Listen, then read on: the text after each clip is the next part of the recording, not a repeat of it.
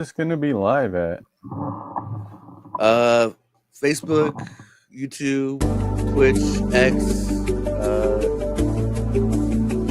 on X.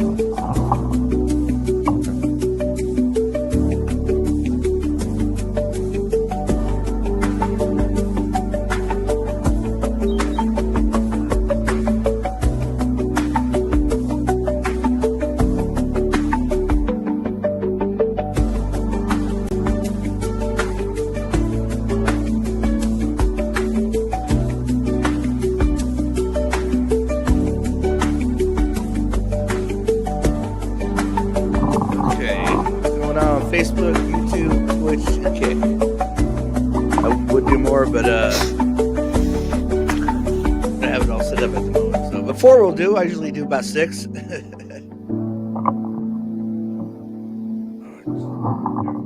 Questions. Hello.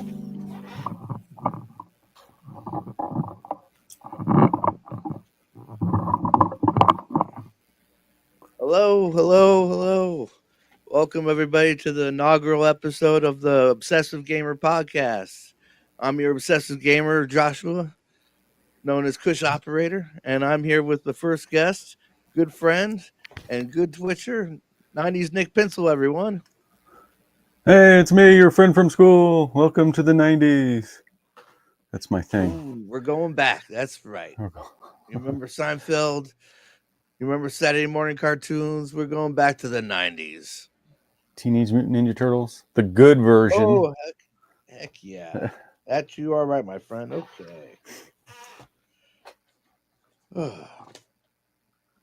So today's topics are video game censorship, love of gaming, personal history of gaming, streaming platforms, AI and IT, and current state of video games industry.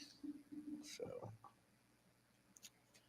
well, my first question would be, when did you play your first video game? We should do some proper introductions, I think. Oh yes, thank you. I have apologies. Do you want to go by Kush Operator, or do you want to go by perhaps your real name, or what? How should I refer to you? Kush Operator. Okay. Well, you can call me Nick or 90s Nick or whatever, or just that other guy on the stream. You can call me that.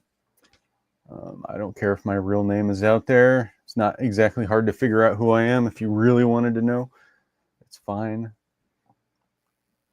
So yeah, my name is Nick. I was born in 1982, so I'm a 80s and 90s kid, kind of reliving as a middle-aged man, trying to relive those precious childhood years where life was so much better and so much more optimistic, more fun and less responsibilities. But I still have a full-time job. I'm not a deadbeat or anything. On my free time, I revert back to my younger self, I guess. Well, that was great. As do I. I revert back to my younger self too, and 90s is one of my favorite times. It's probably my most memorable childhood period. I was born in 1982 as well, and and I go by Kush Operator or Joshua. Again, don't as you put it, it's not hard to find our real names. So, but appreciate you being here, Nick. I really do. So, yeah, thank you. A little about me. I've been gaming since the age of 5. My first console was Atari 2600. I've been gaming pretty much ever since, and I'm obsessed with it, as it were. So.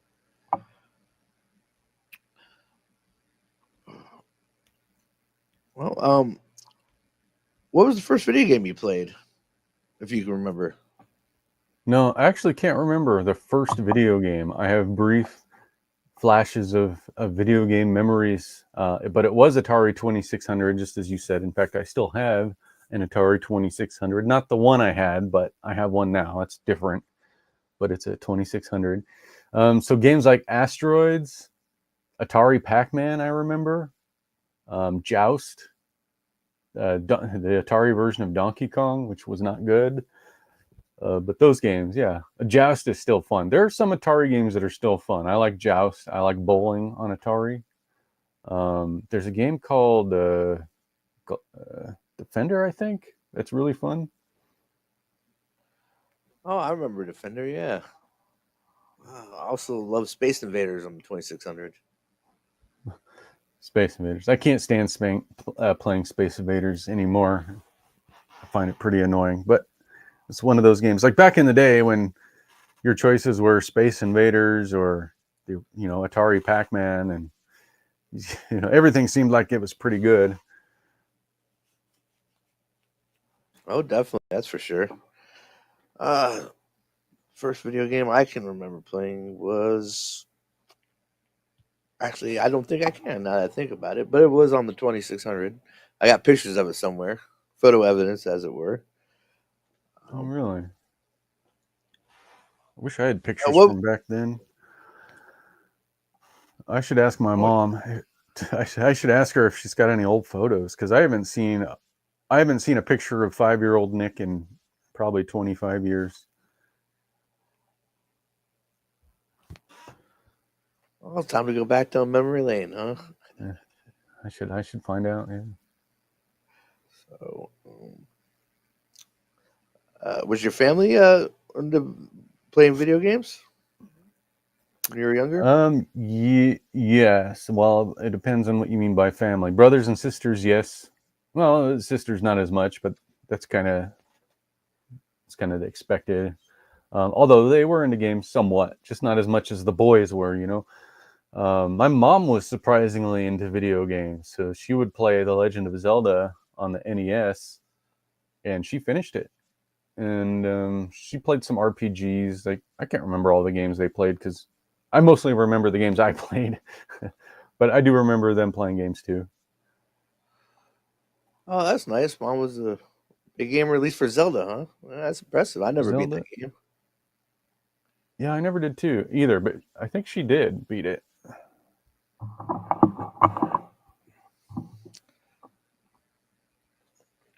I have a memory of me playing Zelda and getting the silver sword, and I remember bragging, I got the silver sword in just 5 days. That's way faster than mom. And then my dad pointed out, well, you've been watching her play it, so you know how to do everything. Oh, nice. You I gotta was learn just from the I was best. just yeah, I was just following her in her footsteps. She had to figure everything out from scratch, but I was just copying what she did.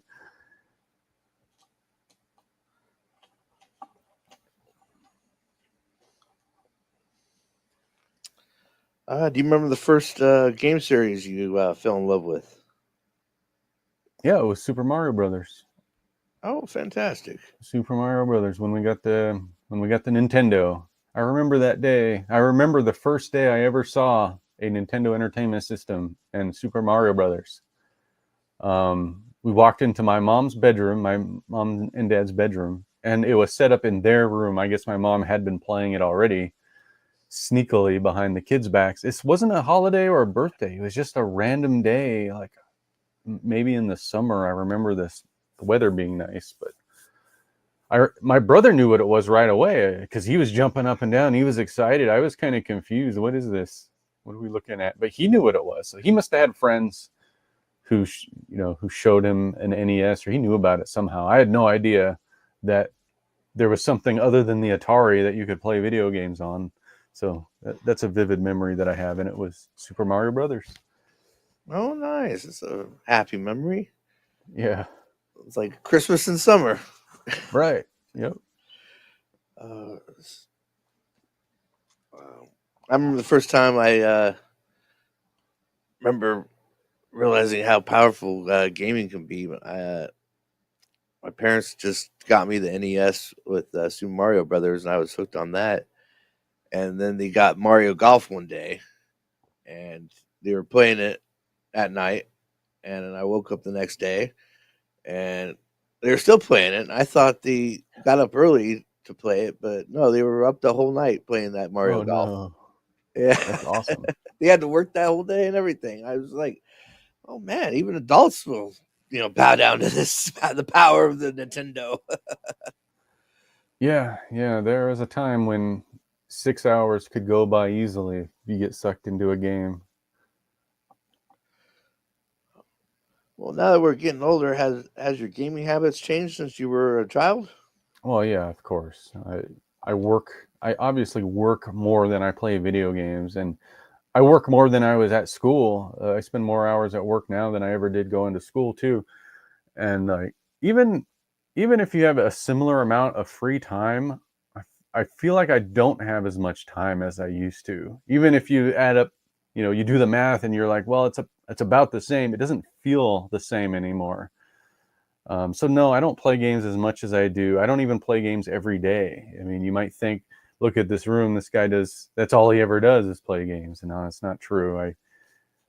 I do Twitch. I play Twitch. Play games on Twitch 2 or 3 hours per week. So I don't spend a lot of time doing that. And then I'll play games an hour or two a night, but not every night. The nights that I do play, it's an hour or two. So no, I don't play as much as I used to for sure. What about you, Josh, or Kush operator? Um, I still make a lot of time for gaming. I stream every night, and that's Yeah. most time I play. So but I don't have a family and I'm not married, so you know.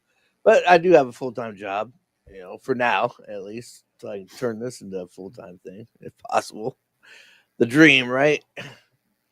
So Well, that's some people's dream. Yeah. that was mine. Make it happen. Make it happen, I'm Josh. trying, man. That's why I'm trying to do this every night. So, um, well, since you're '90s Nick Pinesall, what's your favorite retro '90s game? I guess you could say, and well, there's no guessing. My favorite game is The Legend of Zelda: The Ocarina of Time. Easily, easy answer for me. Here it is.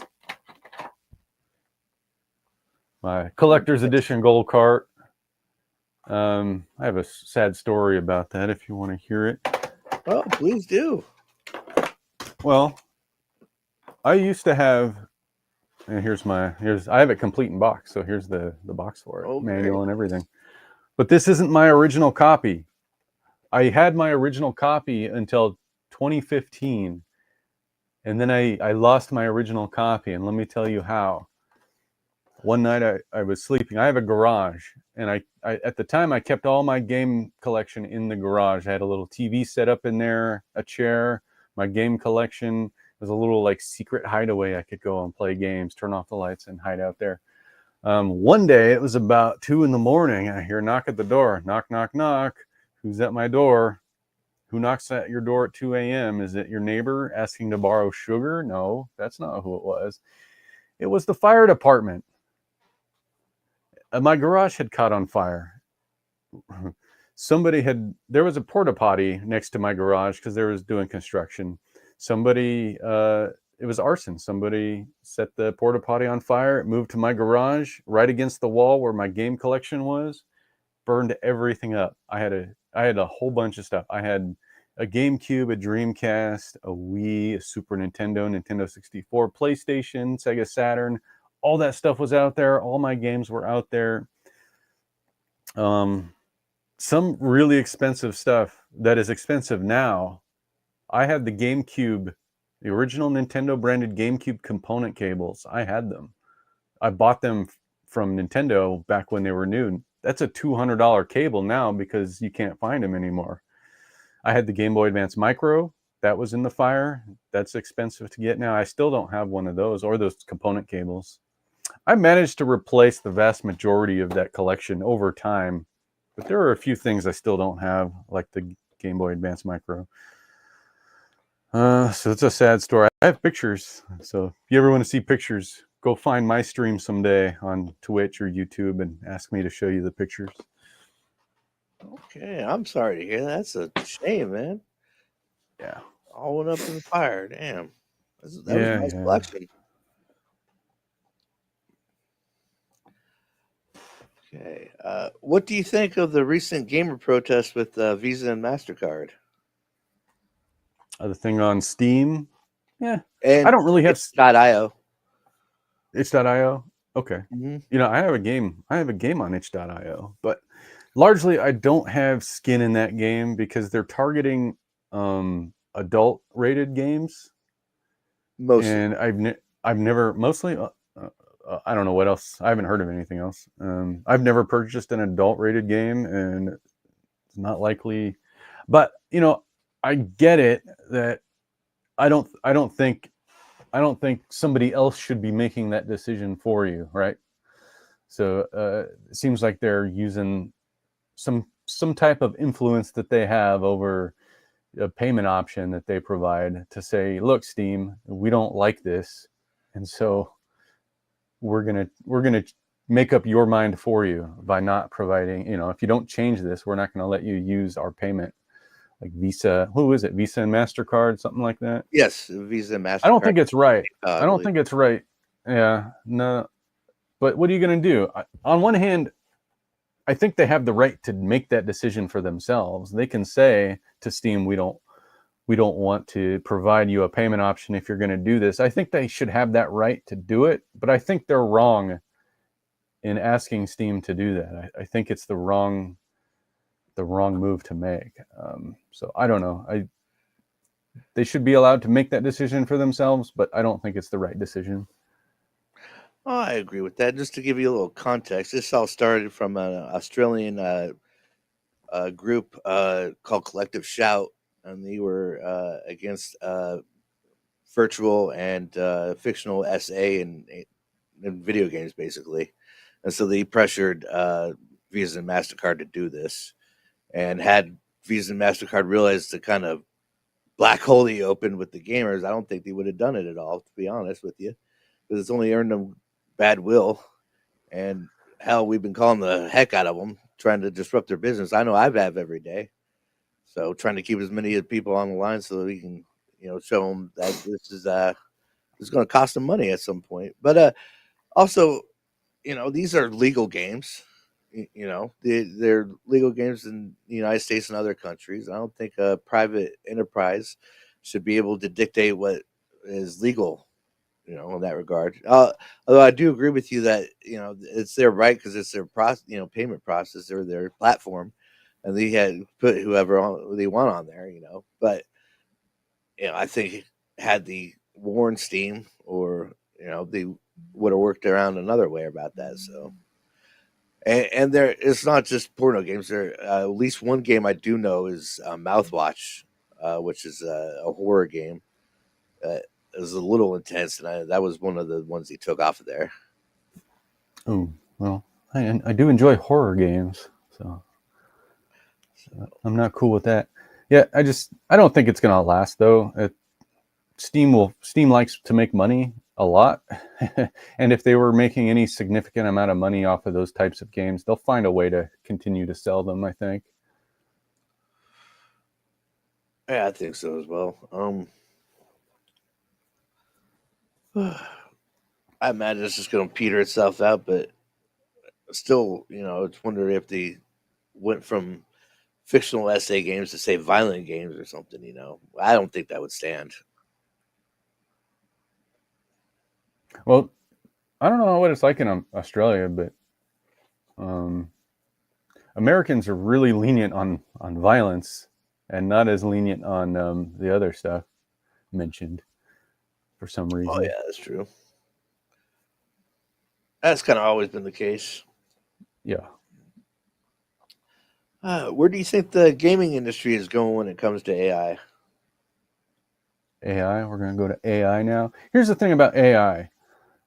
There is a backlash for AI generated content right now, and I get it, and I kind of agree in certain ways because one, there's a bunch of actually there's a multi-tiered um, element to it. There's one, you don't want to replace human artists with an AI that can create art, and what I'm saying is some people don't want to, some people do, but the reason is jobs. People want other people to have livable jobs that they can live off of and make a livable wage. And I get that. That's empathy. We want people to succeed and be able to live a life, creating art and getting paid for it. And yeah, that I agree with that. Um, but I don't know if we should ban the use of AI art. I don't know yet, but that's not where I think the biggest benefit of AI is going to be for video games. Because what the art is you create the art and you put it in the game, and then it's in the game, and that's the art, and that's what it is, and that's what it always is. If you make a sign that says Joe's Cafe and it's a sign in your game, then that's it's there, and that's all it is. It's a sign in the game, and it doesn't change. The strength of AI is how dynamic it can be. So if there's an element in the game that needs to change depending on what's happening in the game, that's where AI can get used. And the number one thing where the things that change in the game is spoken dialogue by your NPCs. This is where I think AI is going to excel. And in fact, AI is the only thing that can do this. You can't have actors create lines that react to any possible situation in the game, because you're just not going to think of every possible situation, and you're not going to have enough time to record it all, or enough space on the disk, or whatever. It's just not going to be possible. An AI, and Skyrim is already doing this with mods. An AI can be fed everything that's happening in the game, what equipment you're using, what NPCs are around, what actions are being taken, the world space, the weather, everything in the game can be fed to the AI, and it can react to what's happening in the game. So if you're running and jumping and pulling out your sword, the AI can know this and say, hey, you pulled out your sword, or whatever. These are probably bad examples because I wasn't prepared to give an example. But like in Skyrim, I walked up to a character and he's a homeless guy. And I said, hey, this is the perfect example in Skyrim. And you can extrapolate this to other games and probably expand on it in the future, because this is just a Band-Aid onto a game that already exists. If they made a game around this, it would be amazing. But anyway, I talked to a guard. And you know what the guards always say in Skyrim? They say, I used to be an adventurer like you. Then I took an arrow to the knee. You know that meme? I took an arrow to the knee. I walked up to that NPC and I said with my voice, tell me about this arrow to the knee story. Tell me more about it. And the guard is like, oh, yes, I was walking through the woods. I was just doing my normal rounds as an adventurer. And this is not verbatim, but he's like, but then I got ambushed by some bandits and I tried to run away, and I took an arrow to the knee. And like, he expanded on his story. And that wasn't written. There wasn't a voice actor had to record these lines. He just reacted to something that I asked. And then I even said, oh, so you're relegated to just being a guard, huh? And he's like, don't knock just being a guard. It may not be as fancy as an adventurer, but it's still a noble gig, something like that. It's just so dynamic. And you can even say weird stuff like in Skyrim, you can say, hey, I saw a UFO over the mountain. Did you see that? And they're like, a UFO? What are you talking about? It's so cool. And you can't have pre-recorded lines that do this. Only AI can do this. And so we need to get off our high horses about AI. And I get the AI art thing. I get that. But there are some things that only AI can do. Okay, that's enough. I won't talk about AI anymore, unless you have a follow-up question. No, I think you explained that perfectly, and I agree with you 100%. So, how long have you been streaming for? I started streaming at the beginning of the pandemic, 2020. I created a Twitch account when I got my PS4, whenever that came out, 2012 or 2013 or something, just because it was like a cool new thing that the PS4 could do that the PS3 didn't do, is you could stream straight to Twitch, and it was just kind of a new thing. And I create the account and I streamed a couple of times, but just on the streaming just with the PS4 is just like, blah, there isn't much to it. And I didn't find it too interesting at the time. Later on, a friend of mine did a New Year's Eve stream where he was just doing trivia and Jackbox and stuff. And I saw him like doing these special effects and the camera and all these cool things. And I was like, I didn't know you could do all this on Twitch. I thought it was just you're a camera, there's your game, and that's it. But he was like, he had a really elaborate setup, and I learned about OBS and how it's basically like a video studio on your laptop, and you could have special effects and triggers and all these things. And I suddenly got really interested again, and went down that rabbit hole. And now I have a pretty elaborate streaming setup and a lot of custom things. Sometimes I have more fun setting up my stream elements than I do actually streaming. So yeah, so it's been about 5 years now I've been streaming. Now I'm not a huge streamer. I'm still really tiny, but I have regulars. Who show up almost every time. So that's something. Yeah, you got to give it out those regulars. They're Yeah, there for me every time I'm stream. So it would make the community. I find, that's right. and I know exactly what you mean. I started doing streaming with the PS5, and I'm just like, this is. I got a camera, and you can see my game. But then you find out about overlays and all that stuff. You're like, oh shit, okay, I'm Yeah, gonna have yeah, all that on the screen. I'm gonna have all this stuff going off, chat, and all this Twitch integration, and all this, yep. hype train shit, and all that stuff. Yeah, And I'm right to pull that myself. suddenly that's the fun part. The game is kind of a side thing that's just like, you got to plug that in. The fun part is all the integrations. Oh yeah, I say there's a test of streaming and it's called OBS. Mm. Yeah, you gotta. Yep, you got to That pass that program inside test, right? now. Oh yeah, Yep. it's a tough one too. Let me tell you.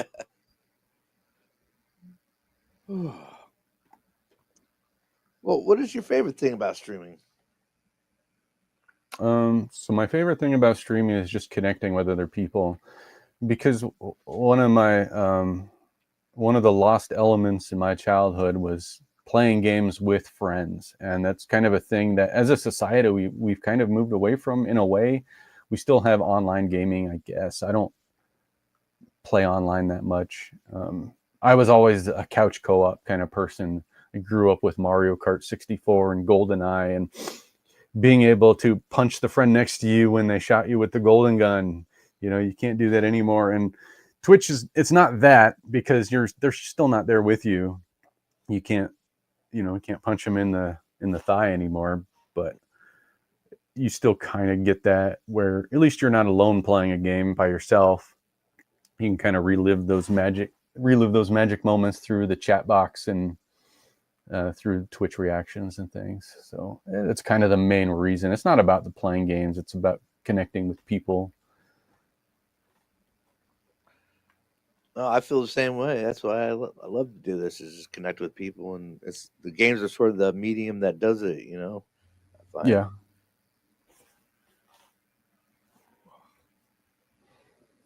Excuse me.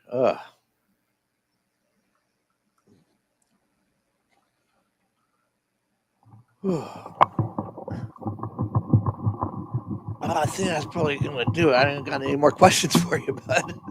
Are we done? It's only been 28 minutes. It's only been 28 minutes. Well, we can maybe fill it out to half an hour, but I'll try to do better next time. Hey, 30 minutes. It's a nice round number. We almost made it there. That's pretty good. I can banter for an hour, a minute and a half or something. We can chit chat for a few minutes if you like. I got this at a garage sale yesterday. It's called Fun and Games for the Sega Genesis. Now, what's interesting about this, and I didn't know this, there's a little logo down here, right there, and it might be backwards on stream. I don't know. It looks backwards to me, but it says Mega Mouse Enhanced. Mega Mouse Enhanced. This is a Genesis game. Did you know there was a mouse accessory for the Genesis? I didn't. I did until not. I saw that. So I guess like Mario Paint, it's an art program that uses a mouse peripheral. That's pretty cool. I don't have a mouse though, but I haven't tried it yet. I think you can play it with the controller still. Oh, hopefully, yeah. Nice. What'd you stream today? Donkey Kong? Donkey Kong 64. Yeah, I used to own that game as a kid, and it was the big winter release for Nintendo. in 1999, and it was everyone was anticipating the sequel to Donkey Kong Country, or the series Donkey Kong Country. And when it came out, it's not a terrible game, but I think a lot of people were disappointed in what it ended up being, especially after the release of Banjo-Kazooie, because it turned out that Donkey Kong 64 is not Donkey Kong Country in 3D. It's Banjo-Kazooie with monkeys. So it's not, it doesn't really follow the Donkey Kong Country series in gameplay. It's more like Banjo-Kazooie. It's almost exactly the same. So I can see that. It's not bad though. It's a little bloated. It's fine though. I'm having fun with it. I've never finished it, so hopefully I can finish it on the stream and check that box off. What about you? What are you playing on stream right now? Well, I'm getting my PS5 all hooked up. That's why I haven't been streaming the last couple of nights. I've been dealing with this voice meter program, and I swear I figure out a problem, and then I gotta find a new program to fix it, and I have to learn that program. And so, but I'm getting there. I got to go back into OBS now, and then use the virtual camera to stream out through StreamYard. So, but Are I'll you have using? overlays and what was that? I was going to ask if you're using a capture card like an Elgato capture Yep, card. Elgato X60. I went a whole 150 on it. I Okay, ain't cheaping out so that again. a voice meter, from what I understand, is just a bunch of. It's like a virtual audio mixer, isn't it? Mhm. Um, Because the and program I use only has one mic output, and so I can't have the Gato and me talk at the same time unless I use it. It well, I basically see. I'm collapses all confused. your I vocal don't use output into voice one stream. meter. I don't use voice meter, and I can have two microphones. I can have. So I'm not sure what you're doing different, because I don't think you need voice meter. Um, Based on my intuition, I don't know exactly what you're doing, but I have a feeling you don't actually need it. I could be wrong. I might not end up actually needing it. It's just because I was using the StreamYards and I was trying to, but since I'm going through OBS again, I might not have to do that, which means I probably have to fuck with all my sound shit again. Oh, No, okay. Well, it's an avenue to explore anyway. oh yeah, definitely. But that's a good point. If I'm going through OBS again, then I can just use all the inputs through that and not have to use it again. So, but that's all technical streamer stuff, you know. Yeah, you'll get it eventually. You'll land into some standard setup that you end up using for most things, and you'll get comfortable with it. Oh, definitely. I'm just happy to be streaming. So Yeah, it's fun all times. all the Oh, I glitches don't will think be you out. mentioned. You said you were hooking up your PS5. Did you mention what game you plan on streaming? Oh, well, tonight I'm trying to do Superman 64. Oh, on the PS5? How does that work? Oh no, on the PS on the computer. Oh, through Dolphin. Why did you choose? Is this like a sadistic stream, a sadist stream where you torture yourself with Superman 64? What's going on here? Oh, a little bit. It's kind of a thing I came up with called Saturday Night Garbage, where I play terrible games. Oh, okay. And so you picked the worst one of all to start with, huh? I Good figured, job. yeah, why not start it big? You'll be Nice. watching me fly through rings tonight, hopefully. Dude, if you get past the first level in that game, I'll be amazed. That game is Oh so yeah, bad. you got to pick up that damn car, throw it at the fucking whirlwind. Yeah, I already know it's terrible. It's fucking a nightmare. I remember being excited about that game too. Back when it came out, before it came out, there was previews in magazines. Even the previews were making it sound like a good game. I was excited for it, but we rented that game one day from Blockbuster Video, and yeah, we learned a lesson that day. Don't always trust those previews. I learned many lessons through Blockbuster. People. Yeah, right. That's true. Oh, another great thing from the '90s that is no more. Yeah, renting. Try before you buy. Renting those games. I Most guess that you can comes still now GameFly it. is like was that what do they call it on Steam, where you play the game before they release it. Uh, Early access. there you go. Yeah. They at least have the 2-hour return policy, which I think is effective for all the games they sell. Yep. So in Things I like essence, you about you Steam. can rent them that way. Plus, you give off away so many free Steam games. I got like 200 now. Oh gosh, I have games in my Steam library that I've never installed, never played. It's ridiculous. Oh yeah. I have at least 200, like you said. I probably have more than that. And then I have games on GOG. I have games on Epic Games. I have EA Play or whatever that's called. Microsoft Store games, Ubisoft Store. I hate that everyone has their own store now. It's just like Netflix. Once upon a time, Netflix was the only place to get streaming movies and shows, and they were all on Netflix. So you just had to have Netflix, and you got everything. Now everything's their own thing, and it's just terrible now. And that's exactly what Steam did. It used to be where everything was on Steam. Steam had everything, and all you needed was Steam. Now you need Steam, Epic Games, Ubisoft Store, whatever it's called. Yeah, everyone's got their own store now. It sucks. I forgot Amazon. Amazon, yeah, Oh yeah, I got games all over the place on that stuff. yeah, Oh yeah. yeah. I got that too. But it's just the way things are now. Ain't that the truth? Well, Nick, I appreciate you being here, bud. I really do. For the inaugural episode of the Obsessive Gamer podcast, you make this look easy. I gotta say, and you're an inspiration for me doing this, and you know, so just thank you very much for being here, for Oh, of being course. you, for you know, Yeah, yeah. So if anybody's looking for me, just look up 90s Nick underscore Pine Sol. So it's kind of like the cleaning product, but spelled a little different. PINESAL. Look me up. You'll find me. and you stream Saturdays from. Saturday, yeah, Saturday evenings. Saturday morning, 8 a.m. Well, like 8:30 a.m. to 11. So I stop at lunchtime. Then Wednesday evenings, 6 p.m. to 7. Sometimes I start a little earlier, but Wednesday evening, Saturday morning, almost every time without fail. I've been pretty good at keeping that schedule. YouTube and Twitch, simultaneous YouTube and Twitch. So either one you can choose. There you go. You're on both. Like and subscribe to both, and follow on both, if you will. Yep. So, Thanks. well, that's going to be the end of it. And again, thank you, Nick, and thank you everyone for being here, especially the ones who are always here. I appreciate you, and join me for 8 o'clock tonight. Hopefully, we'll be playing some Superman 64 on Saturday Night Garbage. Have a wonderful day, everyone. See you out.